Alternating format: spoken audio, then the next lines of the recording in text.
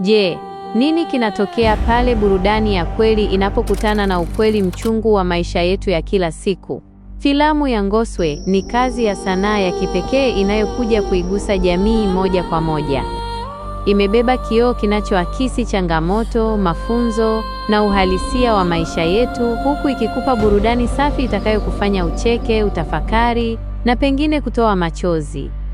Ikiwa chini ya uongozaji mahiri wa director Salum MKS Africa, filamu hii imetengenezwa kwa weledi mkubwa, ikishirikisha vipaji vipya na vya dhati. Vijana hawa wamemwaga hisia zao halisi na kuleta ladha halisi ya Uzanzibari na Uswahilini. Ngoswe si filamu tu ya kutazama na kusahau. Ni darasa, ni burudani na ni sauti ya jamii.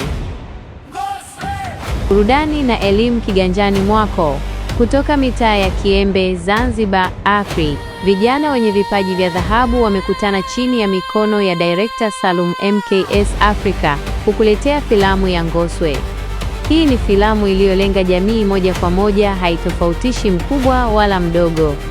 Inaelimisha bila kuboa na inaburudisha bila kupoteza maadili. Jitayarishe kushuhudia